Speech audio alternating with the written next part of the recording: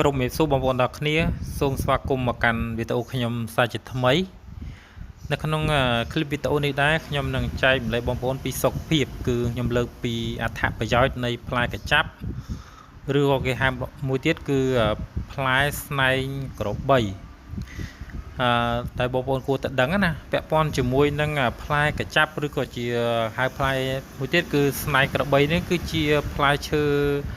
មួយប្រភេទដែលដើមវាដុះនៅលើទឹកអញ្ចឹងមុននឹងបង្ហាញពីអត្ថប្រយោជន៍របស់វាសូមឲ្យបងប្អូនជួយចុច like subscribe និងសញ្ញារូបកណ្ដឹងមួយផង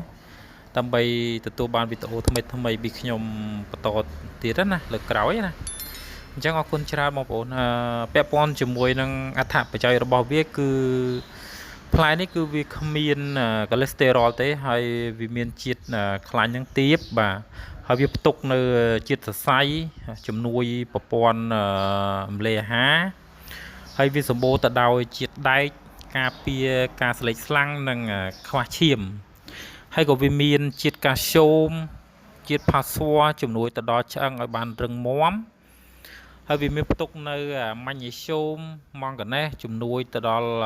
អង់ស៊ីមការផលិតអង់ស៊ីមណាហើយនឹងបំបត្តិនៅ stress ទេផងហើយមួយទៀតគឺវាមានជាតិស័ង្កសីដែលធ្វើឲ្យប្រព័ន្ធការពាររាងកាយឬក៏ប្រព័ន្ធភាពស៊ាំហ្នឹងកាន់តែរឹងមាំនិងទប់ស្កាត់នៅជំងឺផ្សេងៗបានល្អ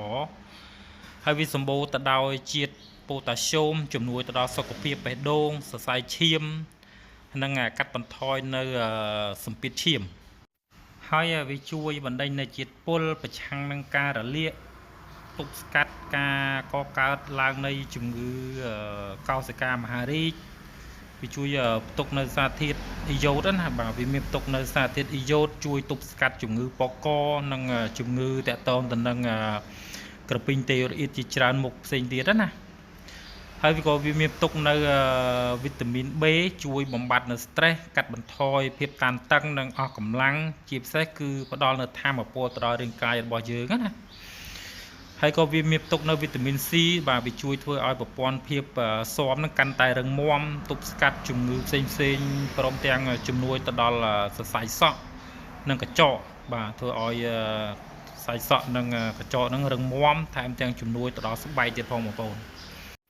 ចឹងអត្ថប្រយោជន៍របស់វាមានច្រើនទៀតប៉ុន្តែខ្ញុំលើកប៉ុណ្ណឹងណាបងប្អូនសង្ឃឹមថាបងប្អូនពេញចិត្តនៅវីដេអូខ្ញុំដែលខ្ញុំចែកម្លែកពី